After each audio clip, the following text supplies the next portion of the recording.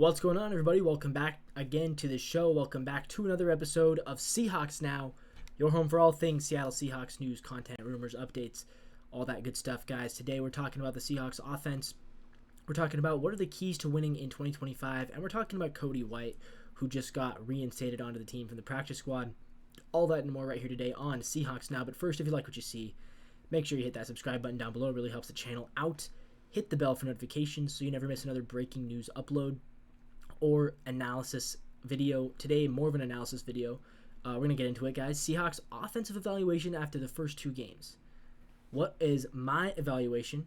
And where do I think the team can go from here? Because I think, we're 2 games in, not a whole lot, right? Not a whole lot to go off of. But there's we now have our first kind of evidence of what this offense is going to look like.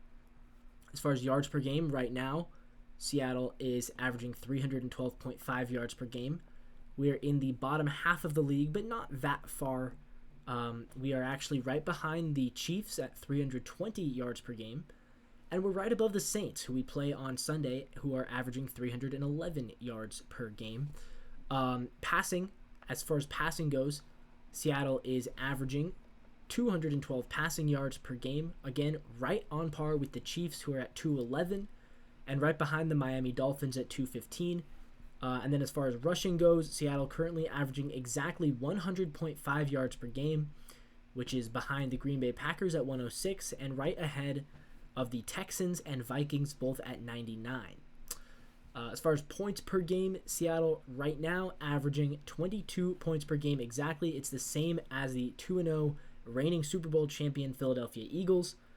Slightly more than Russell Wilson's Giants, who are at 21.5. Also slightly more than the undefeated 49ers at 21.5 and the undefeated Buccaneers at 21.5. And slightly behind the winless Bears, who are averaging 22.5 points per game.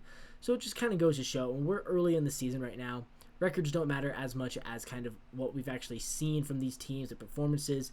The Bears are averaging more points per game, but they don't look like a good football team. On the other hand, I think we look pretty good. We look competitive. We look solid. The Bears, the fact that they scored some garbage time touchdowns against Detroit, that doesn't change my opinion of them. So that's all that is to say. The stats are fairly mid, right? We're kind of in the middle of the pack right now, and in all of the offensive numbers. And you can go into the nitty-gritty and look at the passing yards per game and look at, our longest pass this year, 43. That's like the 15th longest in the NFL. Average yards per reception. Here is something we've actually been doing well. We're averaging 7.9 yards per reception. That is currently tied for 7th best in the NFL, tied with the Giants and the Bills.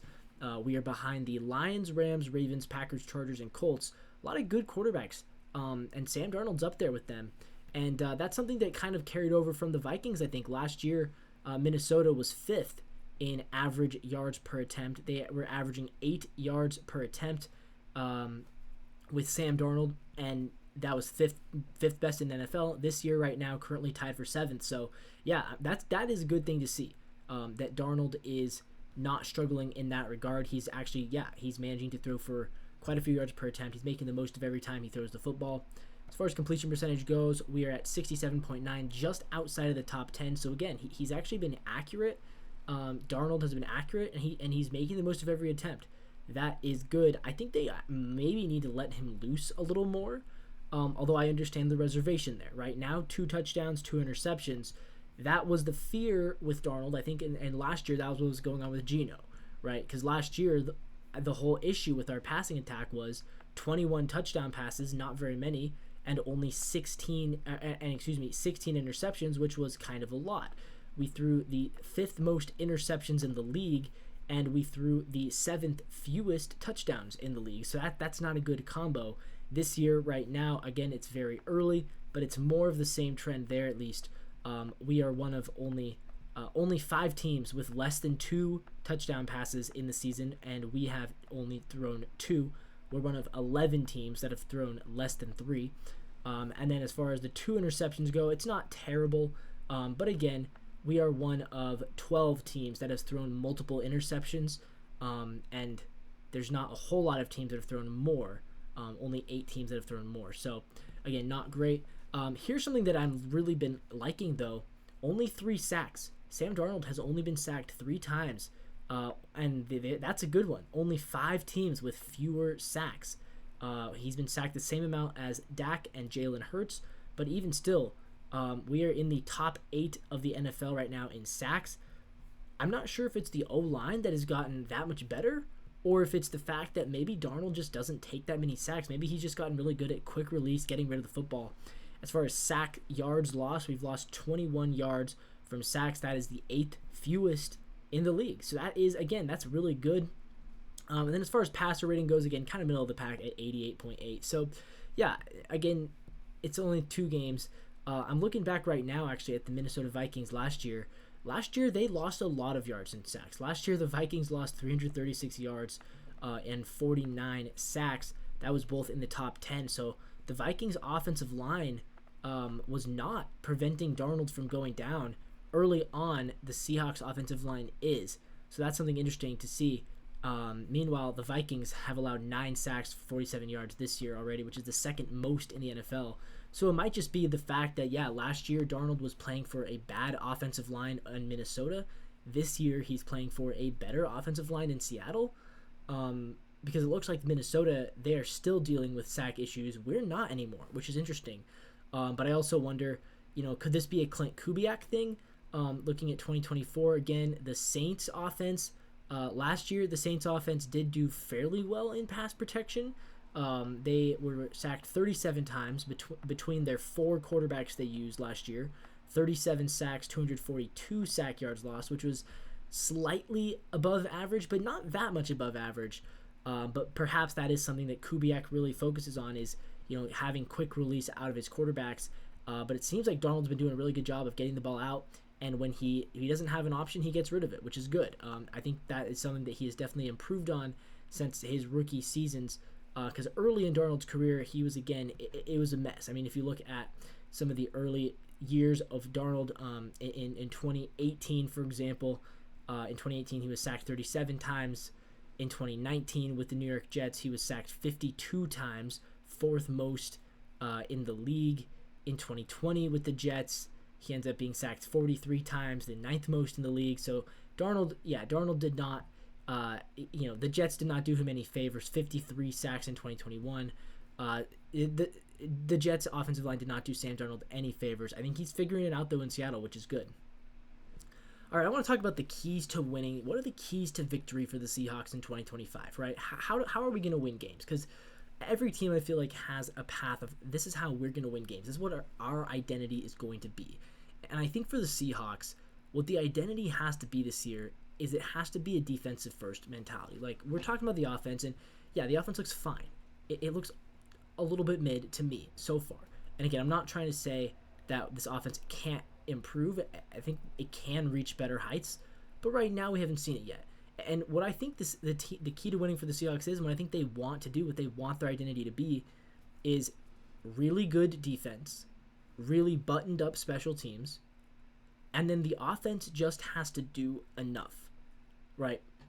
Week 1, we were almost there. The defense did its part. They held San Francisco to, 19 was it? 20 points? Something. They held San Francisco. They did. The defense played well. Special teams played well.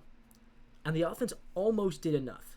But it came just short at the very end. Obviously, the fumble was not helpful. But the offense almost did enough. And then against the Steelers, what we saw is, again, the offense did enough. The offense scores 24 points. The defense does the job. It gets a couple turnovers.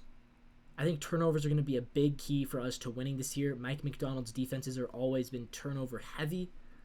I think for some reason he's able to speak that into the secondary, which is huge. So I think the key is play good defense, play aggressive defense, turn the ball over, play really buttoned up special teams, don't make dumb mistakes, and the offense just has to do enough. I think if the offense scores 22 to 23 points a game, 22 to 24, we can be a really good football team. If you look at last year in the regular season, points per game, like Lions, 33 points per game, Bills, 30, Ravens, 30, Bucks, 29, Commanders, 28, Bengals, 27, Eagles, 27, Packers, 27, Vikings, 25, Broncos, 25, Chargers, 23, 49ers 22. But you look at the Chiefs. Last year, the Chiefs, who went to the Super Bowl, 22.6 points per game. That's it. The Steelers, who were a playoff team, 22.4 points per game. The Texans, who were a playoff team, 21.9. And the Rams, who were a playoff team, 21.6. And I think that is what the Seahawks are trying to be. We're not going to be the Packers and the Eagles and the Commanders, who are scoring 28 points a game. But I think if our offense can just score 23 points a game, if we can do what the Chiefs did last year, 22.6 even, I think we can win a lot of football games because our defense is going to keep us in these games. Our special teams isn't going to make dumb mistakes. Our defense is going to turn the opposing teams over. And at that point, the offense just has to do enough. And I think they can. I think they showed that against the Steelers. Like, yeah, we scored 24 points on offense. We added 7 more points from special teams. And bam, there's your win right there. But even if we didn't get the special team score, we still win that game. So yeah, I think that is kind of the key to winning.